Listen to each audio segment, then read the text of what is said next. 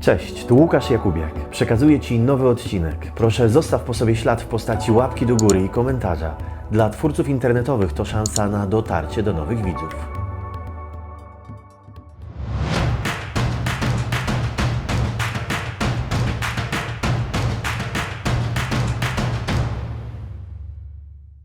Dzień dobry, Jacku. Witam.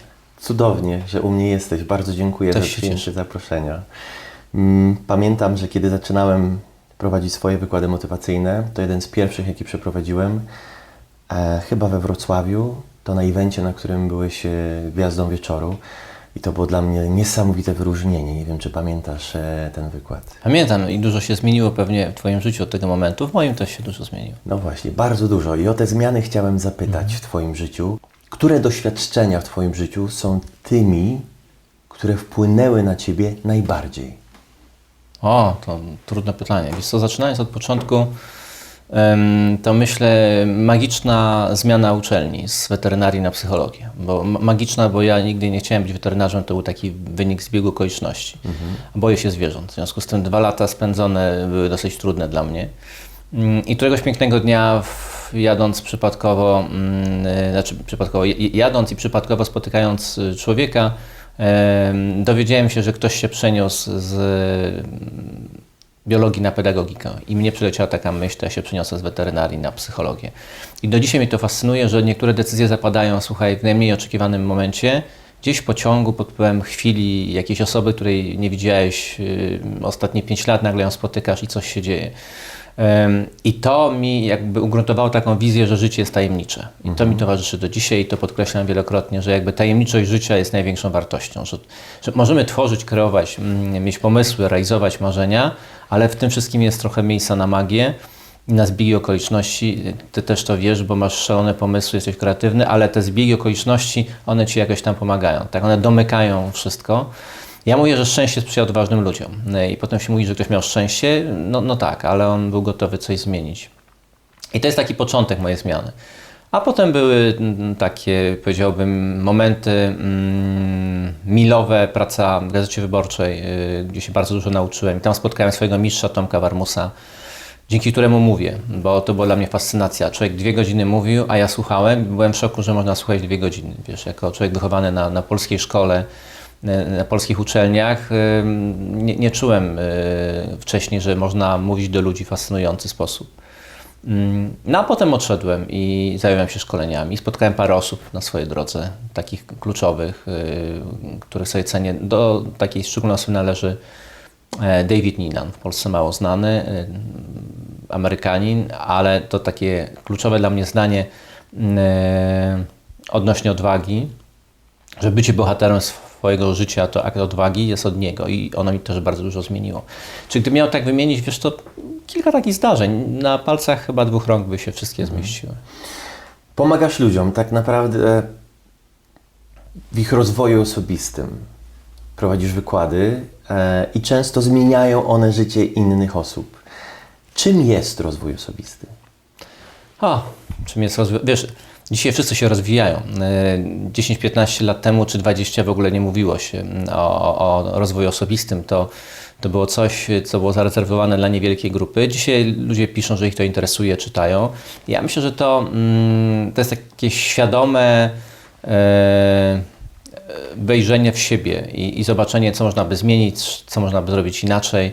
Taka świadomość siebie, tak? Taka świadomość, że się zmieniamy, że nasze cele się zmieniają, że my realizujemy cele, a te cele, które realizujemy, też nas zmieniają, że jesteśmy w takim ruchu ciągłym, w takim przeobrażeniu, które być może nie jest widoczne w danym momencie, ale jak patrzymy z perspektywy, to jednak się zmieniamy.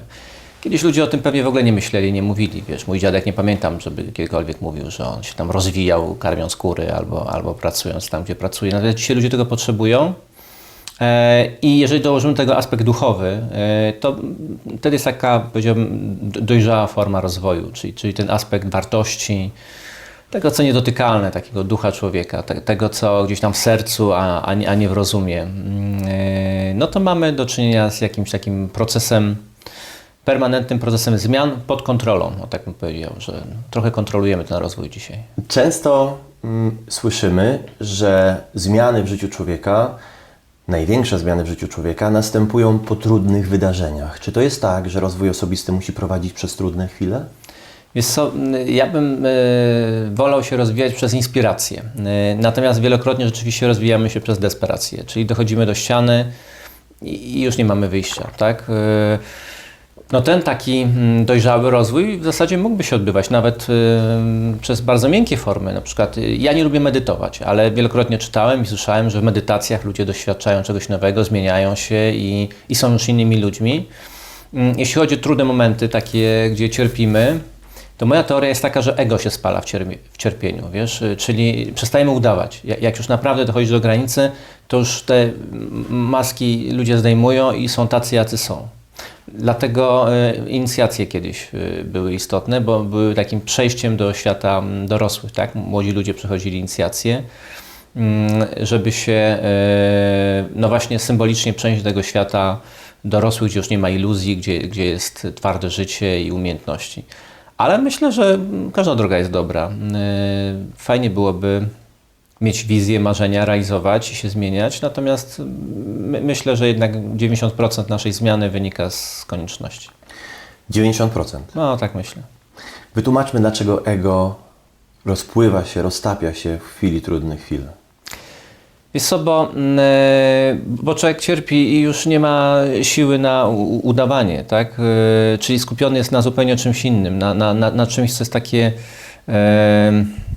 no, bolesne i prawdziwe, tak? Bo go gdzieś boli. Ja byłem akurat na tańcu słońca u Indian, to jako obserwator widziałem jeden z trudniejszych i bardziej dramatycznych takich obrzędów inicjacyjnych, gdzie przebici kołkami drewnianymi, przyczepieni do drzewa, tam 4 dni wiszą, nie jedzą, nie piją. To jest okrutny obrzęd. No, wyobraź sobie, że ktoś nie pije 4 dni.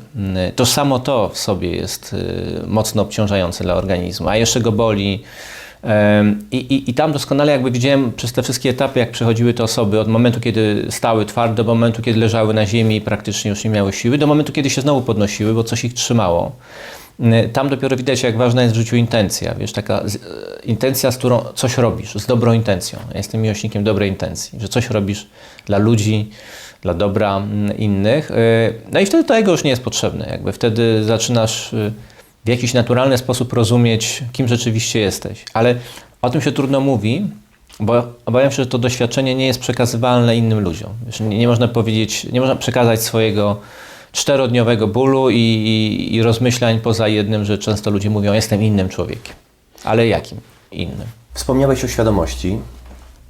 Czy można rozróżnić pojmowanie świata przez człowieka, który jest świadomy, czym to się różni, a człowieka, który świadomy nie jest? Bo tak naprawdę rozwój to świadomość. No tak. Jaka jest ta różnica między w postrzeganiu świata? Wiesz co, ja jestem zwolennikiem takiej praktycznej wiedzy, czyli praktycznej świadomości, czy praktycznej uważności. Te dwa pojęcia gdzieś tam pewnie ze sobą się wiążą. Bardzo lubię książki Osho. On tam wszędzie podkreśla, że życie mądre to uważne i świadome. Te dwa słowa są w każdej jego książce. Wiesz, nawet najprostsze rzeczy, jak parkujesz samochód, to sprawdza się od razu to, czy jesteś świadom wpływu na otoczenie, tak? Czy stajesz tak, że jeszcze inni staną, czy stajesz tak, że już nikt nie stanie. W związku z tym w praktyce ci ludzie świadomi są przyjaźniejsi dla świata i pewnie dla siebie. Jest w nich mniej hipokryzji. Ja jestem wielkim przeciwnikiem hipokryzji. Wychowałem się trochę w świecie, w którym było takie pojęcie pokorne ciele, dwie matki się. Pamiętam, że rodzice mówili, czyli i tutaj się uśmiechasz, tam się uśmiechasz. Człowiek świadomy jest spójny, według mnie. To jest jego cecha taka istotna. Czyli myśli, mówi, czuje, robi to samo. Wie, co robi i wie, jak wpływa na otoczenie. Wie, jak wpływa na siebie, tak? No, wie, że jak jedzie szybko samochodem, to może ponieść pewne konsekwencje. Nie jest zaskoczony. Wie, że każda decyzja ma kontynuację i wie, że kiedyś trzeba będzie zapłacić pewną cenę za wszystkie decyzje. Nie na wszystko mamy bezpośredni wpływ, czyli nie wiemy, jak te konsekwencje się rozłożą, ale jak coś robimy świadomie, tak? Czyli to jest nasza decyzja wynikająca z takiej filozofii chcę albo nie chcę, a nie muszę i trzeba. no to potem się nie dziwimy, że pewne rzeczy się pojawiły. Czy jak siadamy bez biletu do autobusu, to nie jesteśmy zaskoczeni, że potem musimy zapłacić mandat. Jakby płacimy z takim poczuciem, że no to jest konsekwencja naszych decyzji.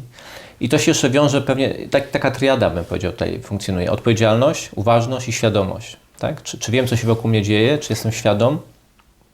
No najprostsza rzecz, wiesz, czy wiem, jakie mam korzenie, dlaczego tak myślę, dlaczego mam takie przekonania, skąd się to wzięło. To się odkrywa dosyć późno i to często właśnie na szkoleniach z rozwoju osobistego. I człowiek jest zaskoczony, że to rzeczywiście to są moje korzenie. Moimi korzeniami na przykład jest magiczne słowo uważaj.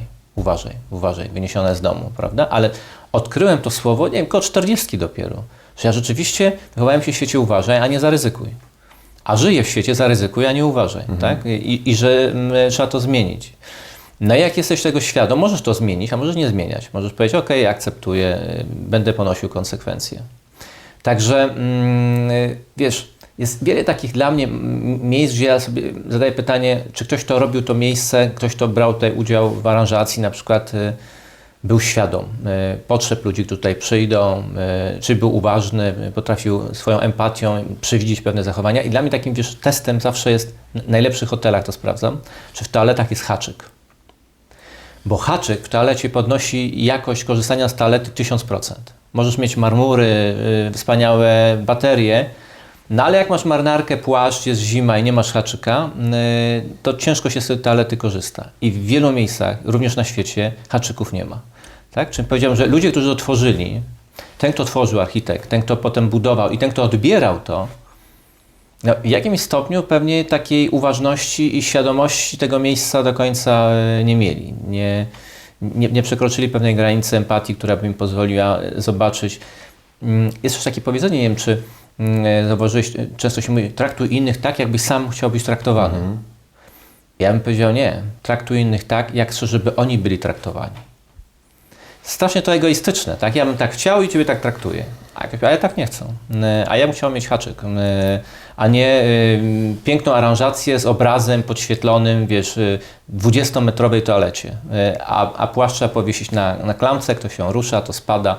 No to taki wspaniałe drobiazg, ale on pokazuje, że to nie chodzi o to, żebyśmy w jakimś abstrakcyjnym świecie żyli, medytacji takiej, wiesz, gdzie doświadczamy absolutu, a potem wychodzimy na ulicę i stajemy w poprzek na miejscu parkingowym, zajmujemy 3 miejsca a jesteśmy jeszcze po szkoleniu z rozwoju. I my to oczywiście mówimy o rzeczach stricte fizycznych, które na co dzień mogą nam się wydarzyć, ale te rzeczy, czyli świadomość, jakby cudownie można przynieść na nasze życie, bym powiedział, mniej zauważalne z pozoru, czyli nie mówię tu o postawieniu samochodu, tylko o pewnych zachowaniach, które niosą ze sobą konsekwencje. No ale teraz jak tę uważność praktykować, jak ją zwiększyć dla tych, którzy się tym nie zajmują?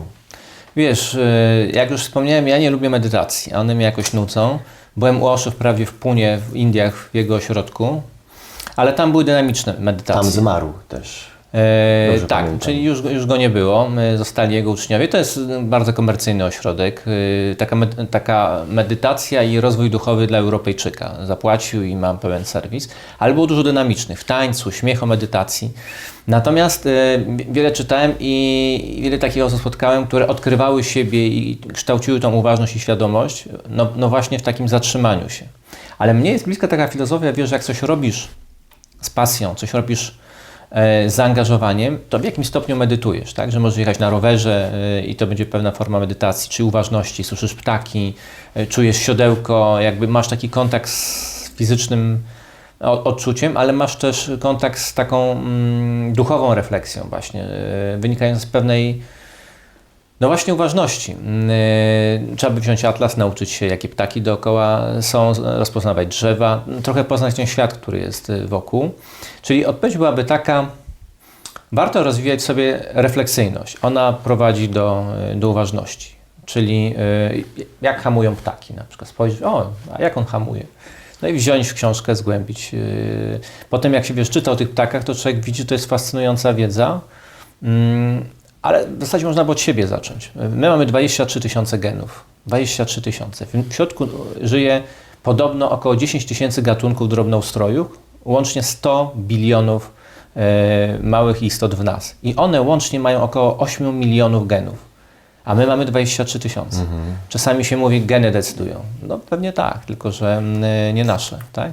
I jak zaczynasz rozumieć na przykład te procesy, które tobie zachodzą, nie wiem, nastrój nawet, emocje, odczucia różne, frustracje, depresje, że one mogą mieć źródło w braku mikroelementu jakiegoś. Tak? No to zaczynasz rozumieć, w jak złożonym świecie żyjemy, jak wiele czynników, które wpływają i jak czasami nie wystarczy komuś powiedzieć, weź się w garść. Bo on by się nawet wziął w garść, ale jemu brakuje magnezu, w związku z tym jeszcze do tego potrzebuje kogoś, kto mu to powie. Tak? Czyli zacząłbym od takiego zgłębienia trochę wiedzy o sobie, o swojej fizjologii, o swoim funkcjonowaniu, o swoich korzeniach, o których wspomniałem, co nam rodzice dali. No a potem przeszedł do takiego uczenia się refleksji na co dzień. Wiesz, mnie zawsze fascynuje, że jak ktoś chce wjechać, to ja go puszczam i czekam, że on mi zamruga światłami. Tak? I zawsze sobie myślę, kurczę, ale dlaczego ja czekam, żeby on zamrugał światłami? Czy to wynika z potrzeby zaspokojenia ego? Czy z jakichś, nie wiem, kompleksów moich, poczucia niższej wartości? Wiesz, bo to wiele rzeczy może być. Czy to jest w ogóle istotne, że on zamrugał światłami? Chciałem go wpuścić, on wjechał i jedzie dalej. Wiesz, i jeżeli masz taką gotowość do pewnej refleksji nad sobą. Dlaczego dziecku w restauracji, jak już wypije kolę i mówi, że chce jeszcze jedno, to nie mówisz, oczywiście, synek, kupimy to 8 zł, to nie ma sprawy. Tylko wiele rodziców mówi, już wypiłeś, miałeś i wypiłeś. No, ale pić mi się chce, w domu jest kola, w domu będziesz pił. I wtedy myślę sobie, ale dlaczego ma w domu pić, jeżeli tutaj chciałby, tak? Czy to wynika z tego, że oni oszczędzają pieniądze? Czy wynika z tego, że ktoś ma taką potrzebę posiadania władzy nad tym dzieckiem? Czy to wynika z nawyku, bo jemu rodzice tak mówili? Tak? I jak popatrzę na taką codzienność, to możliwości obserwacji siebie i takiej refleksyjności, takiej zwykłej refleksyjności, co się dzieje, jak ja to oceniam, bo my wszystko oceniamy, prawda? Dobre, złe. A uważność ta głęboka, wiesz, ta taka, gdzie człowiek zamknie oczy i doświadcza pewnych duchowych przemian, to ja osobiście myślę, że to jest wyższa szkoła jazdy i to jest już na pewnym etapie, jak już, wiesz, znasz nuty i grasz na paru instrumentach i wtedy idziesz do takiego etapu bycia wirtuozem, to wtedy możesz powiedzieć o tej metafizycznej uważności. Wspaniale mówisz. Już mogę to powiedzieć, że to będzie bardzo udany odcinek i moi widzowie będą zachwyceni. Pozwolę sobie też na takie małe wtrącenia a propos uważności i świadomości. Może to będzie wskazówką dla widzów. Przez 3 lata zapisywałem, za każdym razem, kiedy było mi dobrze albo było mi źle, to zapisywałem sobie, co się tego dnia wydarzyło, co było wokół mnie i co mogło być powodem, przyczyną tego, że tak się czuję. Nauczyłem się poniekąd instrukcji obsługi własnej osoby. Oczywiście. A masz jakiś algorytm do analizy tego? Nie, to nie jest, nie mam algorytmu, po prostu wywnioskowałem pewne rzeczy czytając to wszystko. To już jest moja świadomość. To nie jest tak, że ja nagle żyję jak maszyna i stawiam sobie pewne rzeczy, które doprowadzą do tego, że czuję się lepiej, ale domyślam się, kiedy wiem, co mi szkodzi, wiem, co mi pomaga. Ale wiesz co, ty też mówisz, występujesz. Zauważyłeś, jak mało ludzi notuje? Jak rzadko... Na naszych na przykład na szkoleniach, oczywiście. Na wystąpieniach, które trwają godzinę. Tak. Jest śmiesznie, jest dużo historii, jest dużo treści. Ludzie patrzą, śmieją się i wychodzą. Albo jest jeszcze jeden mówca, jeszcze jeden. Dla mnie to jest no właśnie najprostszy sposób do kształtowania w sobie refleksji i uważności. Zapisujesz, taki think on paper, jak mówią Amerykanie, zapisz. Ja robię notatki od wielu lat. Zostawiam, potem wracam do nich i jak je czytam, to zawsze jestem w szoku, że o to ciekawe, tak, że to w ogóle wychwyciłem. Jadę samochodem, mam dyktafon, nagrywam takie niektóre myśli. W zeszłym roku miałem takie odkrycie. Jak coś odkryję, to wiesz, to muszę stać. Wstaję i idę, kółko robię i siadam z takim poczuciem niezwykłe. Wziąłem prasę jakąś kobiecą i czytam takie zdanie: nadmiar rodzi deficyt. Te 3 słowa wyjaśniają praktycznie wiele problemów współczesnego świata, tak? Że im więcej mamy, tym bardziej nam brakuje. Ale wiesz co, że ktoś to tak ładnie ujął i tak powiedział, nie musimy tego wymyśleć. To wystarczy zapisać, potem gdzieś do tego wrócić, na tym zbudować książkę, wypowiedź, co chcemy. I 2 rzeczy mnie zaskakują, że jednak mimo wszystko w Polsce ludzie wolą usiąść dalej, w dalszych rzędach, że pierwsze czekają bardzo często i 2, że większość nie notuje, nie przychodzi przygotowana do tego, żeby zapisać, wiesz, czasami z wykładu ja swoich kolegów, a znam te treści, ale zapisuję 6, 7, 8 stron A4. i gdzieś tam one zostają, potem z tego mogę budować własne treści, ale bez chyba zapisywania trudno być refleksyjnym. Zgadzam się z tym. Kiedy Ty zaobserwowałeś swoje budzenie się do świadomego życia? Miałem 37 lat. Jak miałem 37 lat, to ta historia jest dla mnie takim, no właśnie, momentem zwrotnym i mój syn zwrócił mi uwagę na to, że chce trampolinę do skakania i ja go wtedy spytałem, ale po co Ci? I ona jeszcze raz powtórzył, do skakania. I wtedy nie miałem taki moment odkrycia, że są pewne rzeczy w życiu, które służą temu, żeby je po prostu zrobić, tak? Że nie trzeba szukać uzasadnienia. Bo ja się wychowałem w świecie, w którym ciągle mnie pytano po co? Ale po co? Ale po co? I nagle odkryłem, że pewne rzeczy są po prostu po to, żeby były, tak? Że je warto zrobić. Być może się nie opłacają, ale warto. I potem któregoś dnia pomyślałem sobie, że ja pójdę tą ścieżką i znajdę odpowiedź na pytanie, jak żyć trochę inaczej. I tu się pojawia magia, bo spotkałem w Nieznanicach Ewę Foley na szkoleniu. Po prostu znalazłem ogłoszenie, że Ewa prowadzi szkolenie z świadomego oddechu. Wiesz, to była dla mnie abstrakcja wtedy. W ogóle oddech jako taki, bo człowiek się nie zastanawia, jak oddycha, a jeszcze świadomy oddech. I pojechałem na to szkolenie i tam spotkałem też Zygmunta Łakomego, który był dla mnie odkryciem epokowym. On wszedł w listopadzie do stawu i popłynął. Po prostu wziął i popłynął. Lód rozgarnął i popłynął. I wyszedł potem spokojnie, kąpielówka z ręcznikiem, taki naprawdę uśmiechnięty człowiek. A ja w kurtce i w czapce mówię, a Ty w ogóle nie czujesz zimna? On mówi, czuję. Ja mówię, no i co? On mówi, zmieniam to. Ja mówię, jak to zmieniasz? On mówi, to moje zimno, to ja nim zarządzam. I poszedł. I ja z tym zostałem. I muszę powiedzieć, że jakby byłem w szoku, chociaż byłem psychologiem i miałem już parę lat doświadczeń, ale właśnie to jest ta świadomość, tak? Człowiek czuje, o, jest mi zimno. I potem wykonuje pracę nad sobą i jest mu ciepło. To wiesz, to dla mnie to był inny świat. Jak wróciłem stamtąd, pamiętam ten moment, jak wróciłem, to wiedziałem, że moje życie się zmieni. I wielu mistrzów, których spotkałem, to również były osoby sprowadzone do Polski przez Ewę Foley. I one potem gdzieś tam wpłynęły na mnie, ale początek to chyba była taka decyzja, wiesz, że ja powiedziałem sobie, chcę inaczej. Poza tym, co wspomniałeś, czyli mówię tu o Ewie Foley i pewnie różnych wykładach, co robiłeś, aby rozwijać swoją duszę, swój umysł? Bo dla widzów może to być cenna wskazówka. No na pewno. Ja uważam, że należy czytać książki.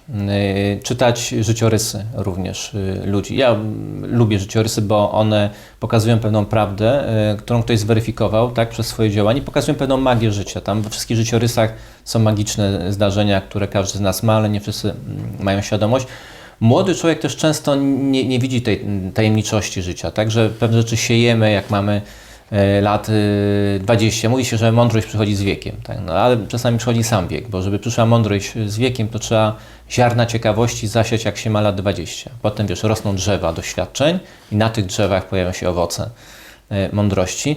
Według mnie, w moim przypadku to jest otwartość na spotykanie ludzi i rozmawianie, czytanie książek, i też taka wdrożona filozofia, która mi bardzo pomogła, zwłaszcza jak w Indiach byłem, to ona mi się ukształtowała, że warto doświadczać życia. Doświadczać po prostu. Czyli doświadczasz pracy, która Cię nie satysfakcjonuje, ale jej doświadczasz. I idziesz tam codziennie, robisz najlepiej jak potrafisz, nie wiem, odbierasz na infolinii 300 telefonów dziennie i marzysz o wielkiej karierze, ale jak te 300 telefonów odbierasz, to odbierasz z zaangażowaniem, z taką pasją, jakbyś był najlepszym pracownikiem w tej części Europy, tak?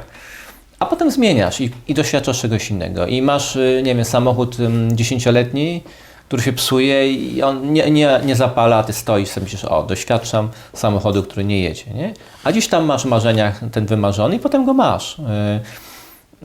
To jest dla mnie takie narzędzie, z którego ja korzystam, czyli nawet nazywam to tak, wiesz, że jest impreza za ścianą i ja mówię, doświadczam imprezy za ścianą. Miałem się dzisiaj wyspać, ja się rozstaję z myślą, że się wyśpię. Dzisiaj się nie wyśpię, tak? I jakby daję sobie prawo do tego, że ten świat wokół mnie będzie się toczył tak, jak się toczy, a ja będę w środku, wiesz, i jakby będę i obserwował, i doświadczał. Ale to z Indii przywiozłem, bo tam miałem takie zderzenie z inną kulturą i miałem kłopot na początku, żeby sobie poradzić z oceną. Wszystko oceniałem. To, co powiedziałeś, to jest cenna umiejętność. Nie oceniać wszystkiego. O ocenianiu będę dzisiaj mówił, bo to okej. jest dla mnie bardzo ciekawy temat, tylko w dalszej części wywiadu. To, co powiedziałeś, jest dla mnie bardzo istotne, bo taką prawdą, którą starałem się zrozumieć rok, usłyszałem ją na wykładzie buddyjskim i z drugą jej częścią się zgadzałem od początku, ale pierwszej nie byłem w stanie zrozumieć, a mianowicie wszystko, co się dzieje w życiu, jest neutralne, a dopiero my w procesie interpretacji nadajemy tę wartość. I o ile byłem w stanie zrozumieć, że to ode mnie zależy, jak zinterpretuję sobie to, że za ścianą jest impreza i dzisiaj się nie wyśpię, czy na moją korzyść, czy nie, tak nie byłem w stanie zrozumieć tego, że wszystko jest neutralne, bo myślałem, no ale śmierć nie może być neutralna. Okazuje się, że jest, bo to nadal nasza interpretacja nadaje temu wartość, bo na przykład dla mnie śmierć będzie osobista, bo będzie to bliska osoba, a dla kogoś, kto jest na ulicy, będzie to już neutralne, bo tej osoby nie zna.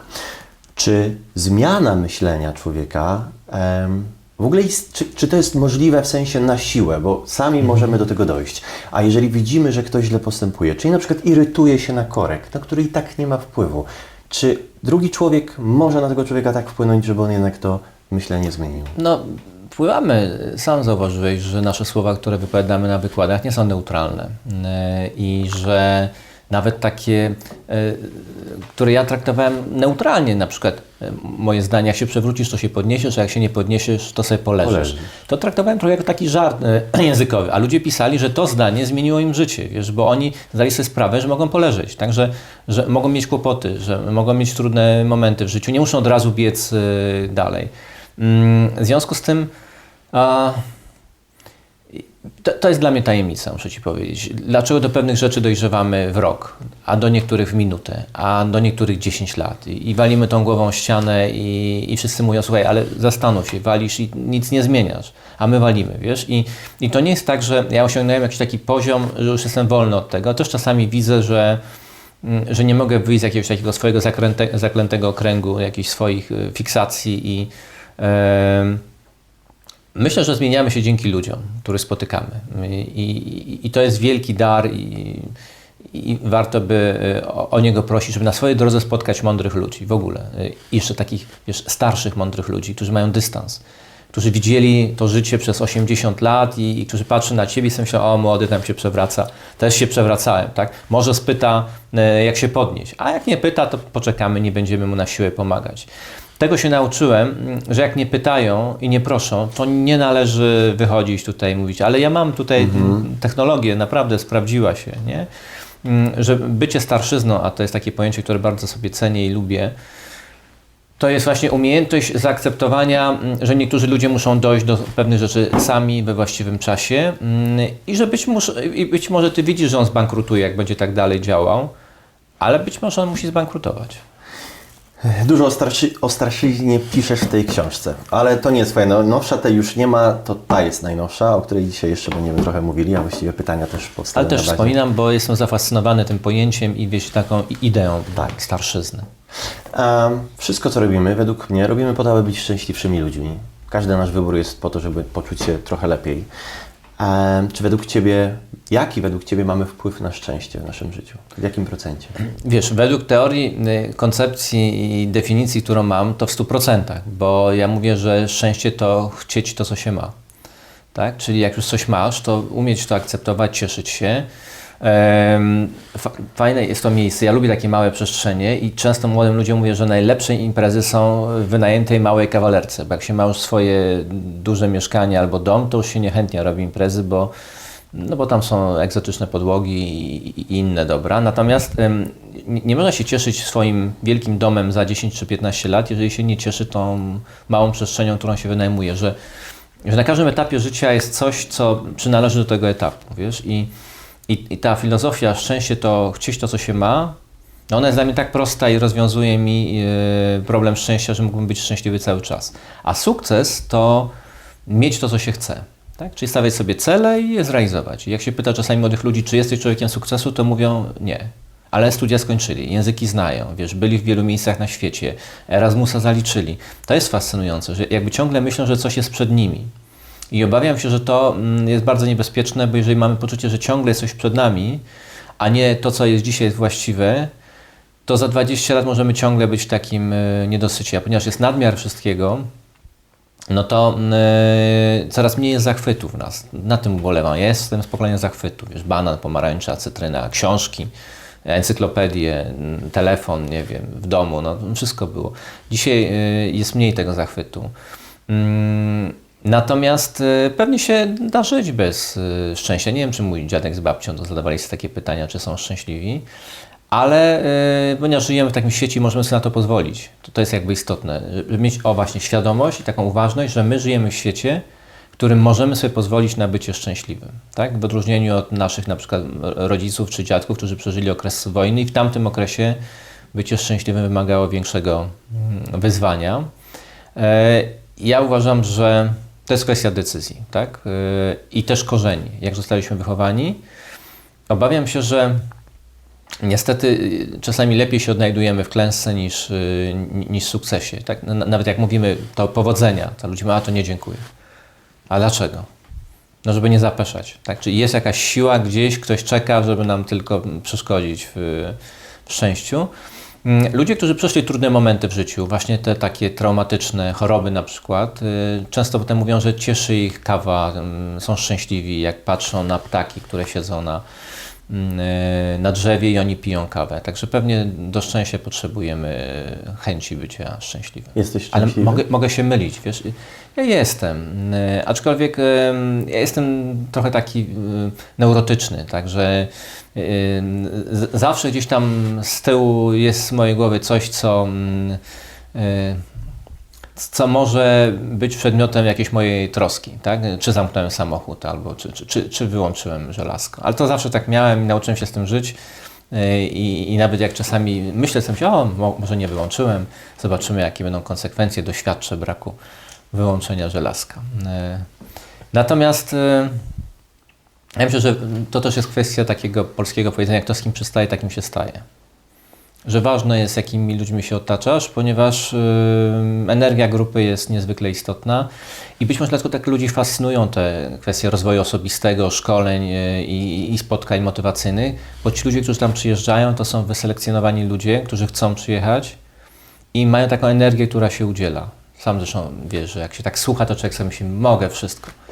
Potem wyjdzie, trafi do swojego środowiska i tam wielokrotnie jest tak, że ściągną go na ziemię.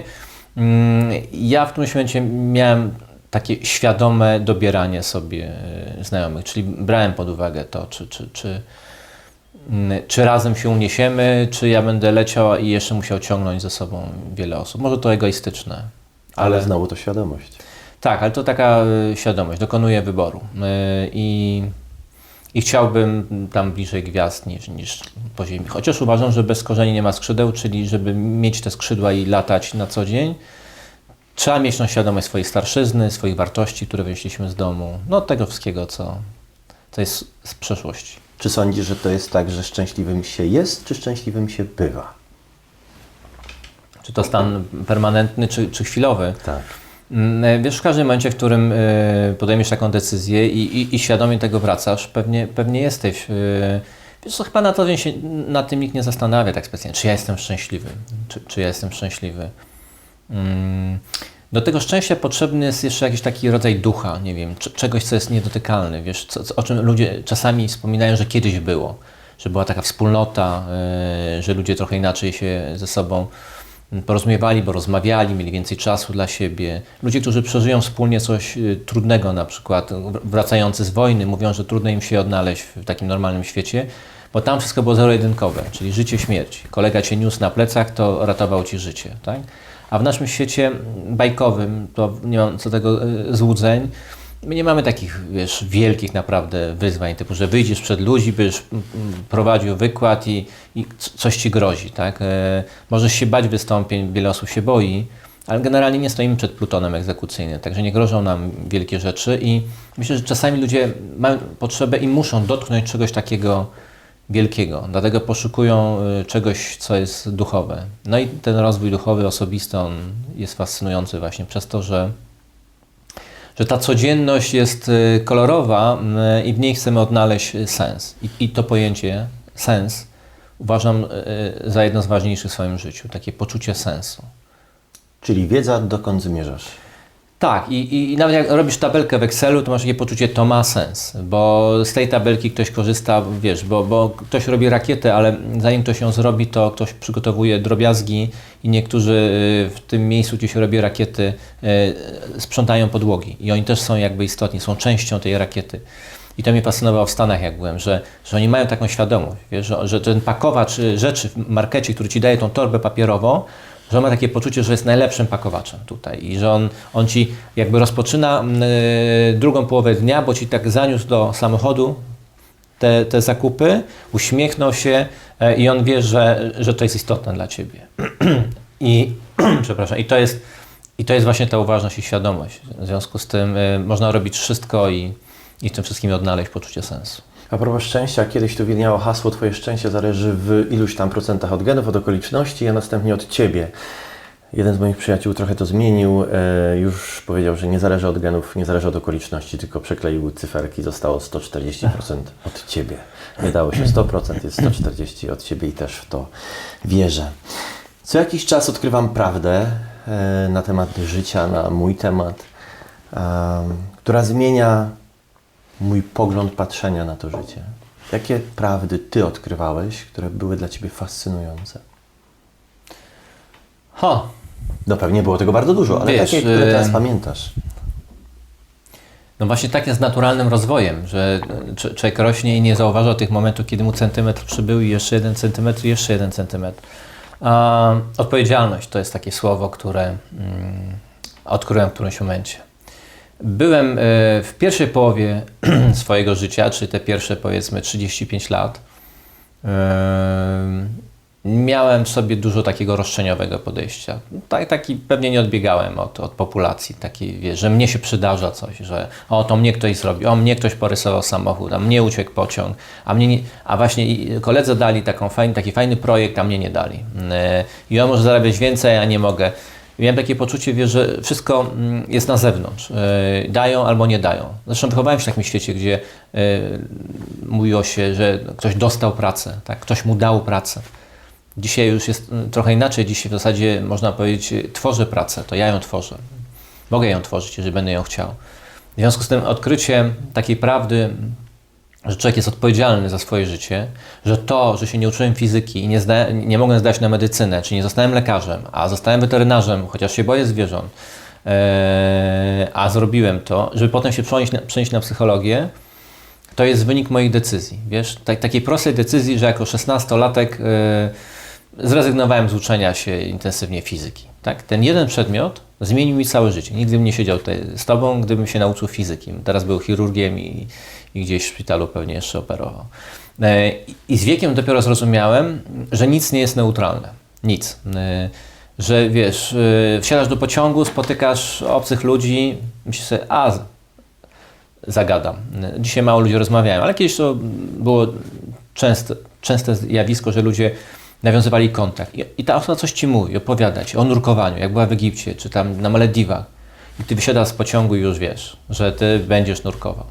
I wchodzisz w świat nurkujących ludzi i poznajesz nowe środowisko, o którym w ogóle nie miałeś pojęcia. Tak było ze mną, jak kiedyś powiedziałem do studentów na zajęciach z psychologii, że interesuje mnie szamanizm. I studentka podeszła i dała mi kontakt do szamana. Mówi, zadzwoń. Wiesz, i sobie myślę, i co powiem? Cześć, szaman? Spotkajmy się w sobotę, poszamanimy sobie. W ogóle jakby odłożyłem to, ale on wracał do mnie kilka razy, tak? Wracał. Czyli ta informacja o tym człowieku, że książkę napisał, że ma jakiś wykład i w którymś momencie dzięki niemu znalazłem się, myślę o Edim Pyrku, znalazłem się w Kanadzie u Czarnych Stóp na Tańcu Słońca. Ale to jedno zdanie powiedziane do studentów bardzo mi zmieniło życie, bo ja wróciłem z tego wyjazdu inny, tak? Tam poczułem wartość słowa. To, że Indianka powiedziała do mnie, to dla mnie wielki zaszczyt, że Cię spotkałam i bardzo Ci dziękuję za to i się ukłoniła przede mną, to byłem w szoku. Pomyślałem sobie, ja w ogóle nie mówię w Polsce takich słów do nikogo. To wielki zaszczyt dla mnie, że mogę z Tobą pracować, tak? Albo to wielki zaszczyt, że ojcze, że jestem Twoim synem, tak? Albo w drugą stronę. Wtedy zrozumiałem, że słowa mają moc i ta odpowiedzialność za słowa, w ogóle za wszystko, co się robi, jest istotna. No ten moment, kiedy David powiedział, że bycie bohaterem. Nigdy nie myślałem o sobie w takiej kategorii, że ja bym chciał być bohaterem swojego życia, aktorem pierwszoplanowym. Zawsze, wiesz, ja nie uprawiałem sportu, w związku z tym nie miałem w sobie i nie mam takiego ducha rywalizacji, takiego być pierwszym. Zawsze byłem taki obserwujący, taki bardziej właśnie refleksyjny. I nagle się okazało, że to warto być bohaterem swojego życia i warto je przeżyć odpowiedzialnie.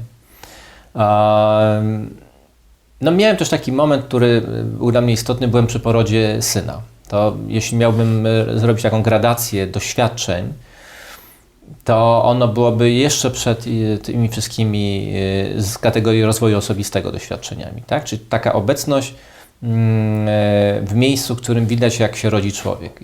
I takie poczucie, że to niezwykłe jednak. Czyli takie coś, co jest powszechne i od tysięcy lat i to ludzie znają, a dla mnie było to coś, co jakby było w klasyfikacji gdzieś w sferze duchowej, nie jakiejś tam fizycznej czy fizjologicznej, czyli duchowej, że jest jakiś rodzaj cudu, którym jest narodzenie człowieka. Mówiłeś o tym, że na głos ze sceny wypowiedziałeś pewne rzeczy i one się potem sprawdziły, bo ktoś do Ciebie podszedł i dał Ci numer do szamana. Jack Canfield, który siedział na tym krześle, powiedział, że według niego fajnie stworzyć listę celów, ale jeszcze lepiej jest ją opublikować, powiedzieć ją na głos, ponieważ wtedy więcej osób może pomóc w ich realizacji. I chyba to się po prostu stało wtedy. I ja się z tym zgadzam, z tym, że to co mówi wiele osób, że trzeba zapisywać cele. Brian Tracy to podkreśla wielokrotnie. A Briana Tracy'ego spotkałem w swoim życiu w 1989 roku, jak byłem w Stanach. Jego treści po raz pierwszy. Siedział tu również. Wiem, w związku z tym też bym go zaliczył do mistrzów, bo moja metafora, czy mój zwrot pełna moc jest wzięty z jego wykładu, kiedy mówił, że startujący samolot potrzebuje pełnej mocy, żeby się podnieść. I wtedy pomyślałem, że w życiu trzeba też pełnej mocy, żeby wyjść poza prozę i wejść do tego świata, który jest bardziej kolorowy. Tak, ja nie mam z tym problemów. Lubię nazywać, lubię mówić i często mówię do ludzi, że jeżeli na sali siedzi 100 osób i każdy z nas 60, to ja mam dostęp do 6000. Czyli jeżeli powiem na przykład, że bardzo chciałbym wziąć udział w maratonie, czy ktoś mógłby mi coś poradzić, to na pewno jest ktoś, kto biega albo zna kogoś, kto biega. Tak? Czyli większość, jak stajesz przed grupą ludzi, to ja mam taką świadomość, że większość moich marzeń oni by mi pomogli zrealizować.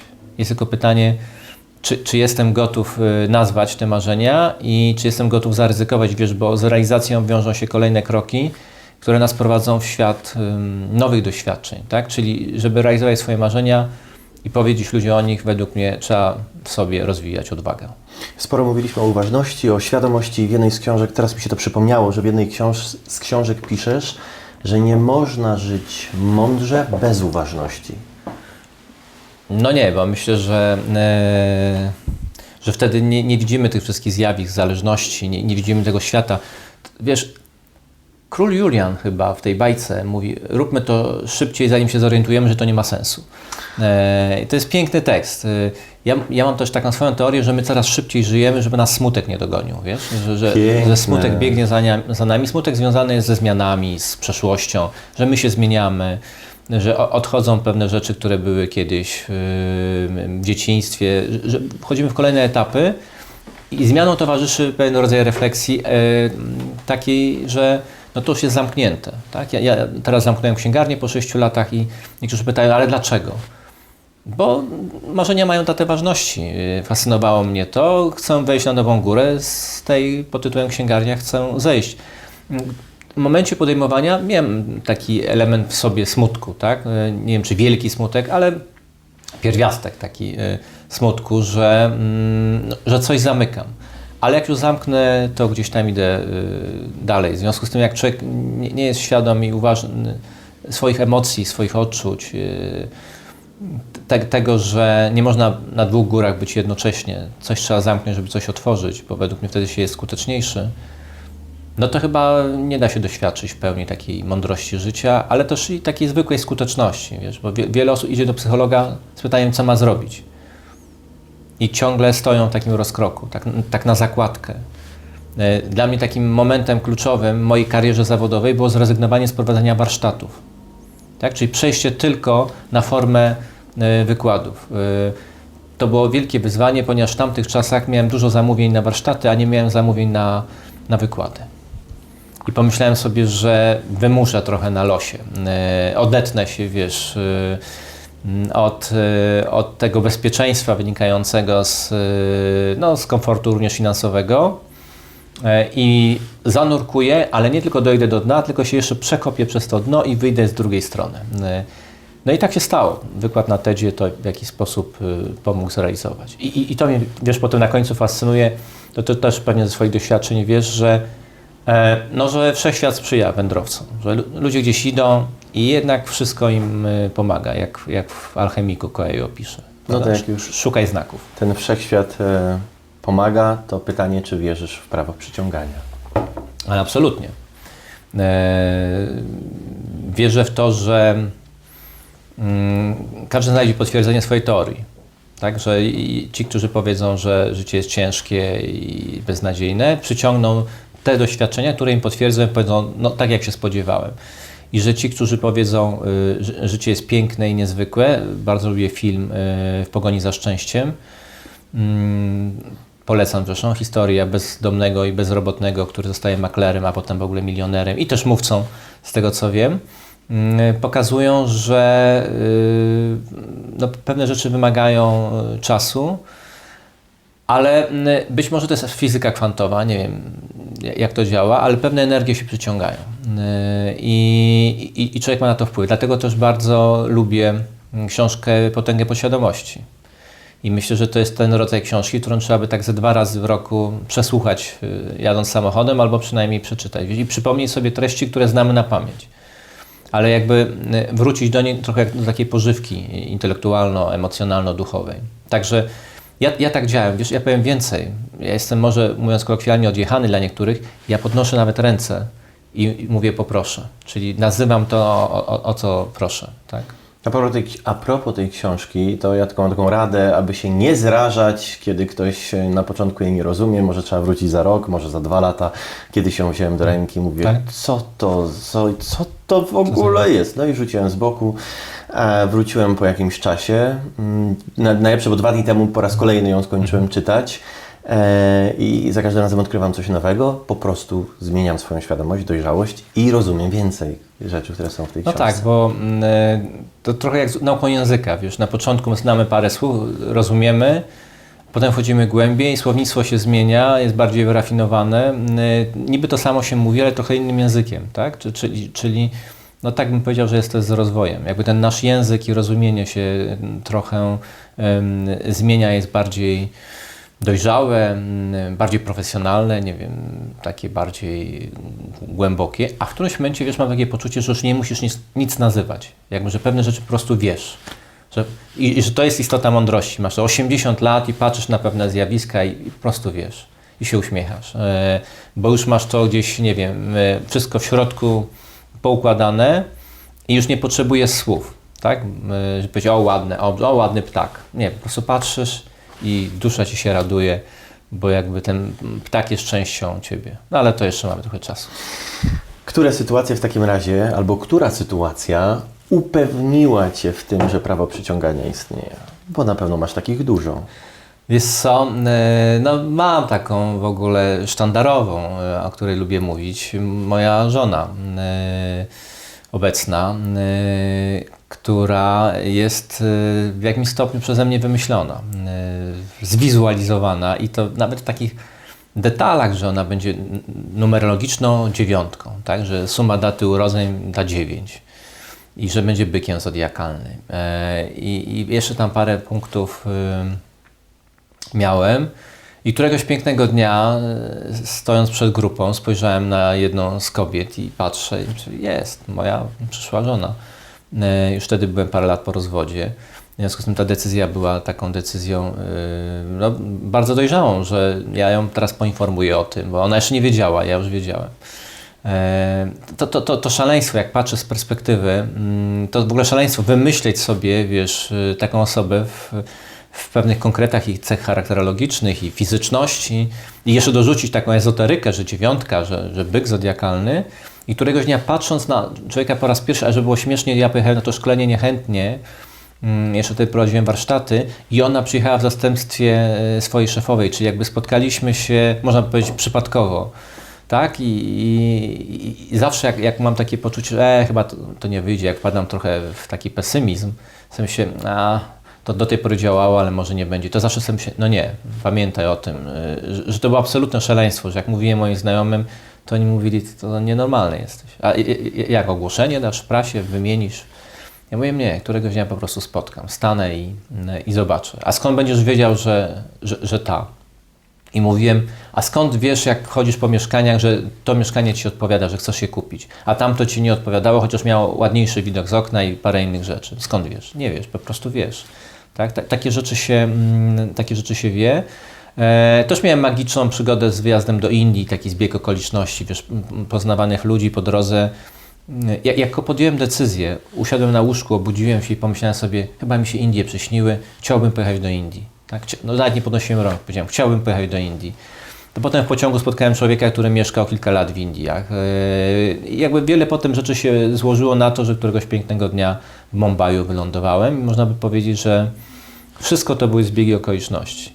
Ja jestem nostalgiczny, także lubię wracać myślami do takiej historii i traktuję nostalgię swoją, Indie, spotkanie mojej żony, coś tam jeszcze, jako narzędzie motywacyjne. Tak? Czyli wracam do tej historii, przypominam sobie je i jakby potwierdzam po raz kolejny, że no jeśli naprawdę czegoś chcesz i wiesz, czego chcesz, to wszyscy ci będą sprzyjać, ale tak jak powiedziałeś, jeszcze trzeba gdzieś to upublicznić. Nie bojąc się, że się zapeszy, bo to jest ten element, który w Polsce funkcjonuje. Tak? Jednak wychowałem się w świecie, gdzie się mówi nie mów, nie chwal się, nie mów, nie pokazuj. Obniżaj wartość, mów, że na kredyt, że cię nie stać, że w ogóle ciężko. Tak?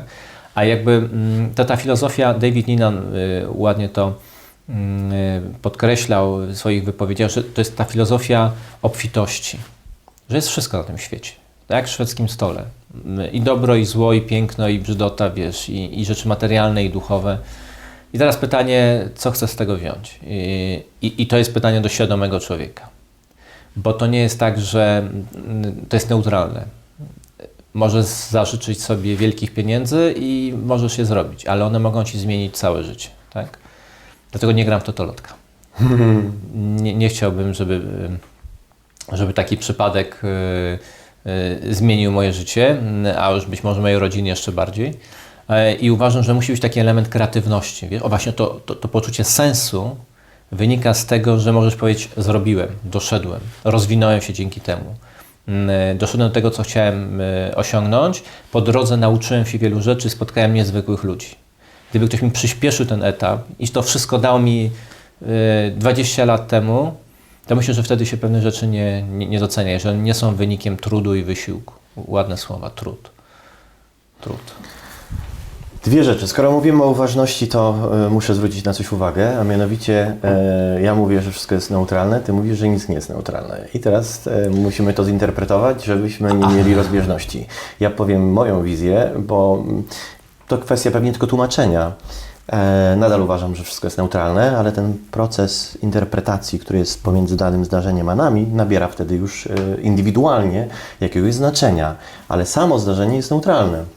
Pytanie, czy się z tym zgadzasz? Tak, czy nie? samo zdarzenie jest neutralne, czyli jeżeli ktoś ci ukradł samochód, to można powiedzieć, że nie ma samochodu, bo ktoś go zabrał, tak? Mhm. I nie wiedziałeś o tym, dopóki żeś nie wyszedł na ulicę, czyli nabywasz świadomość straty. I ta świadomość jest istotna, bo dopóki nie jesteś świadom pewnych rzeczy, na świecie teraz się dzieje mnóstwo rzeczy, których nie jesteśmy świadomi i w ogóle nas nie interesują. Ale włączamy internet i już jesteśmy, czyli patrzymy, nie mam mojego samochodu.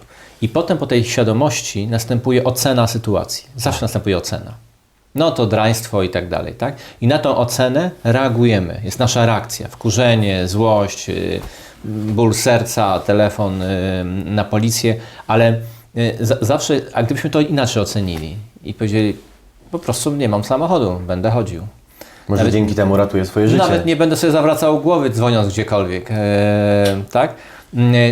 To jest dla mnie też, pytałeś mnie o takie momenty, gdzie coś odkryłem, to też jest taki moment, że nie mogę powiedzieć, że ktoś mnie wkurzył. Mogę powiedzieć, moja ocena twojego zachowania wkurzyła mnie. Tak. Czyli moja ocena mnie wkurzyła, a nie ty mnie wkurzyłeś, tak? Bo następnym razem mam inny humor i w ogóle śmieszy mnie ta historia, a nie wkurza, tak? Czyli ja to ćwiczyłem, wiesz, na przykładzie pogody. Na przykład otworzyć okno i powiedzieć, pada deszcz. I wyzbyć się takiego, o jak brzydko, o jak ładnie, o jak przyjemnie, o jak ciepło. Nie, po prostu jest 30 stopni. Tak? Czyli tak, zgadzam się, same zdarzenia w sobie są neutralne. Jeszcze lubię taki zwrot, że nikt nie zna całego obrazu. Czyli nie wiemy, jaka jest dalsza historia i czemu to będzie służyć. I mówi się w Polsce, nie ma tego złego, co by na dobre nie wyszło. Tak? Tylko, że jak ktoś ci mówi, zwalniam cię z pracy, to myślę, że to jest bardzo trudno i to jest niezwykła umiejętność powiedzieć, nikt nie zna całego obrazu. Po prostu ktoś mnie zwalnia z pracy. Odejść z wdzięcznością, jeszcze takie słowo, z wdzięcznością, powiedzieć dziękuję. To mnie na pewno nakieruje na nowe możliwości, także cieszę się, że mogę zostać zwolniony dzisiaj. No, ten cały obraz piszesz o nim w książce, zresztą pięknie nawet opublikowałem na swoim Instastorze parę dni temu, jak czytałem jedną z Twoich kolejnych książek, że nie wiemy, może teraz cierpimy, bo ktoś nas wyrzucił z pracy, ale za 3 dni może, tak chyba napisałeś nawet, pójdziesz do pracy, która będzie lepsza, lepiej płatna i jeszcze tam poznasz swoją przyszłą żonę. Dokładnie, albo wylądujesz w szpitalu i tam do sąsiada, który leży obok, przychodzi jego siostra i ją poznajesz i potem mówi, że to jest niezwykły zbieg okoliczności. To też chyba zbudowałem sobie takie przekonanie, że nie ma zbiegu okoliczności. Jest przyciąganie różnych zdarzeń, ale wiesz co, ja mam ten komfort, że jestem już w wieku, w którym posiadanie racji nie jest potrzebne do życia. Także mogę powiedzieć, że być może nie mam racji. Być może dobrze, jakby słuchacze, słuchając tego, brali pod uwagę, żeby to też przyjąć z przymrużeniem oka. Tak? Że lepiej być szczęśliwym niż mieć rację. Tak, ale ja Tobie przyznaję tę rację według mojej wartości, to nie znaczy, że nadal ja mam rację. A propos żony, to bardzo mnie ciekawi, jak już ją zobaczyłeś, to co zrobiłeś? No wiesz, w pewnym wieku te procesy przebiegają szybko. Te pierwsze związki, które powstają, jak się ma lat tam 15-16, one są zupełnie inne, bo są obarczone pewną nieśmiałością i brakiem doświadczeń. No spędziliśmy wieczór na szkoleniu. Trochę wcześniej. No jest szkolenie właśnie, jest szkolenie, widzisz ją. I jak? Wiesz co, i praktycznie całe szkolenie, które prowadzę i wszystkie treści, które mówię w jakimś stopniu już pod nią, tak? Czyli tam już jest ukryta perswazja. Ona jeszcze nie wie. Ja w różnych ćwiczeniach sprawdzam kolejne dane, bo ja bardzo chciałem, żeby ja już byłem po rozwodzie, to chciałem, żeby moja następna żona była również rozwódką i żeby miała dzieci, bo ja też już miałem. Także wymyśliłem sobie, że wiesz, to szaleństwo jest, ale tak sobie wymyśliłem, no to w kolejnych ćwiczeniach gdzieś tam zadałem pytanie, a tak przy okazji, jaki jesteś znak zodiaku, wiesz, byk, potem inne pytania, inne odpowiedzi i potem taki moment kluczowy, kiedy po szkoleniu wracałem samochodem i w Warszawie na ulicy Modlińskiej zatrzymałem się, zresztą w miejscu, gdzie 200 metrów dalej mieszkamy teraz, a to była dla mnie kiedyś dzielnica w ogóle obca. I napisałem SMS-a do mojej przyszłej żony, która jeszcze nie wiedziała, i trzymałem palec, wiesz, na wyślij. I z takim poczuciem, jak nacisnę, wszystko się zmieni. A jak nie nacisnę, będzie tak jak było, przecież ja mogę szukać dalej, przecież ja nie muszę się żenić. No ale nacisnąłem. Wiesz, ale gdybym ja wtedy tej dziewczynie powiedział, a słuchaj tam dziewczynko po prawej stronie, bo my tu zaczynamy szkolenie, ale ja chciałbym Ci powiedzieć, że w ogóle to Ty będziesz moją żoną, będziemy mieli syna i w ogóle nasze życie już za 3 tygodnie się zmieni. No to przecież by powiedziała, uciekłaby pewnie, powiedziałaby, że jestem nienormalny, tak? Nie wiem, czy zauważyłeś, że życie rozumiemy wstecz, jak mówił Søren Kierkegaard, a jednak przeżywamy ciągle w przód i sobie myślimy, to takie wyzwanie, no nie będzie łatwo i tak dalej, ale przecież masz doświadczenia i wiesz, że to czasami jest prostsze niż się wydaje, tak? Zresztą Twoje historie są też niezwykłe, bo w tej swojej kreatywności przekraczasz pewne granice i że to wszystko się składa w całość, jakby spina się potem. To jest takie potwierdzenie, myślę, że tej takiej też sfery duchowej, takiej determinacji nie tylko na poziomie umysłu, ale na poziomie tego ducha, którego się wysyła w kosmos, gdzieś tam, że gdzieś tam to wszystko się łączy w całość no i potem patrzymy, ale zawsze mnie zastanawiało, że jesteśmy tak wychowywani, że nie czerpiemy z tych przeszłych doświadczeń siły, wiesz, i zaufania do siebie. Że to nie jest tak, że się ciągle powtarza. Pamiętaj maturę, synu, zdałeś, to zrobiłeś, tamto zrobiłeś, nigdy żebyś nie wątpił, że zrobisz następne rzeczy, nie? Tylko się mówi, no tamto ci wyszło, no, ale tutaj już tak łatwo nie będzie. I robisz kolejną rzecz i znowu wszyscy mówią, no miałeś szczęście, ale wiesz, generalnie życie nie jest takie łatwe. Także takie zdarzenia ma każdy, według mnie. Oczywiście jak się ma lat 20, ma się ich niewiele, albo w ogóle się nie czuje, że się je ma.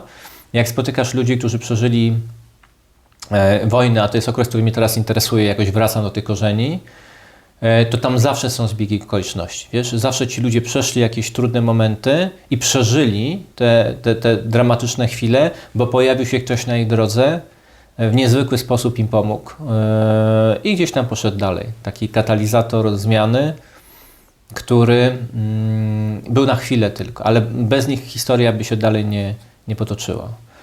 Co napawa optymizmem. Kiedy mówiłeś o tej historii, kiedy siedziałeś w samochodzie i napisałeś SMS-a i chciałeś go wysłać i mówiłeś, że to wszystko może zmienić, nasunęło mi się takie zdanie, że decyzje odmieniają życie, czyli tak niewiele czasem trzeba wykonać, jak wcisnąć w myśli, a może to zmienić całe nasze życie. Coś pięknego, że mamy na to wpływ. A po to ludzie idą do psychologa, wiesz, bo pytają, co mam zrobić? Co chcesz? Moi drodzy, w związku z tym, że wywiad jest nadzwyczaj ciekawy i zdecydowaliśmy wspólnie, że zrobimy z tego 2 odcinki, to teraz kończymy część pierwszą i zapraszam za tydzień na część drugą wywiadu z Jackiem Walkiewiczem.